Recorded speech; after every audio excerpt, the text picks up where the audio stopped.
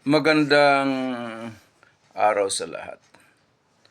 A wife sent a message through Messenger asking whether the piece of advice of her friends is true. Her husband is presently deprived of liberty for the crime of parricide, and that is killing his son. He is now charged before the regional trial court.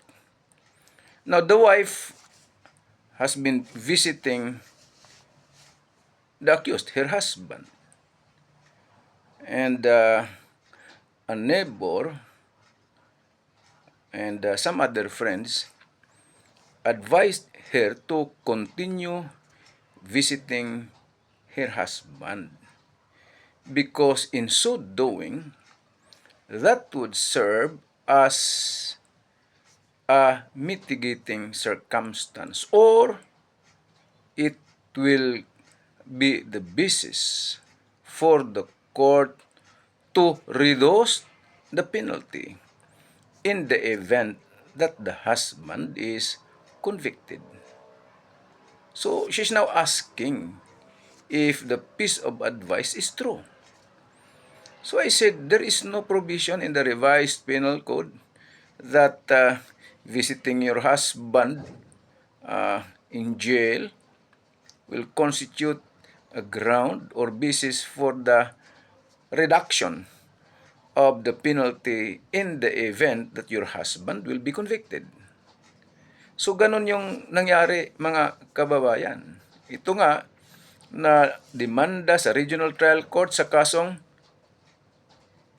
parricide dahil pinatay niya yung kanilang anak. Ang payo ng mga kapitbahay, kaibigan, mare, dalawin mo lagi itong mahal mong asawa na pumatay ng inyong anak. So dinadalaw niya parati, right? Yung visiting hours. Kasama pa minsan yung anak nilang buhay pa at mayroon pang apo. Umaasa na sa parating pagdadalaw at kung masakaling makumbikto itong kanyang mister, mabawasan ang sentensya.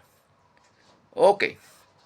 Now, itong parricide, ayon sa revised penal code, ang krime nito, ang kaparusahan nito ay tinatawag na reclusion perpetua o pagkakulong na 20 years and 1 day to 40 years. Nung araw, pwede ngang death penalty pa. Ngayon, hindi na. So, pagkakulong na lang ng 20 years and 1 day to 40 years. Kaya dumadalaw siya parati dahil umaasa na kung sakaling makumbikto ang kanyang mister. At lagi naman nilang dinadalaw, silang pamilya, mabawasan man lang ang sentensya na igawad ng hukuman. Ito, mga kababayan, hindi ito totoo. Walang masama na dalawin, that is good. Pero wag naman paasahin natin yung tinatawag na false hope. Wala namang katuturan. Dalawin, pero huwag paasahin sa hindi naman totoo.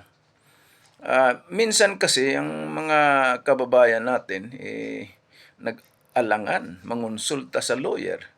Bakit? Nako, mahirap dumalaw dyan. Kaya attorney, bakit? Nako, mahalang bayad. Ay, natural may bayad.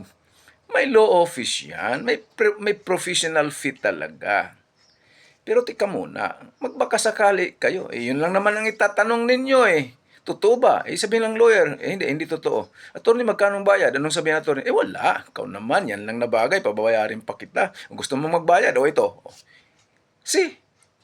So, mas mainam na kumonsulta sa abogado. Ito, naglakas ng loob kasi social media lang. Hindi ko naman kilala nag-message lang. So, maliwanag ito na itong kasong ito, parricide, hindi totoo na kung dalawin nila araw-araw o lahat ng araw na maaring pinapayagang dumalaw sa kulungan, ay hindi nangahulugan na pagkamakonbikto, mabawasan ang kaparusahang pagkakulong na reklusyon perpetua na 20 years and 1 day to 40 years. Okay, maraming salamat at magandang araw sa inyong lahat.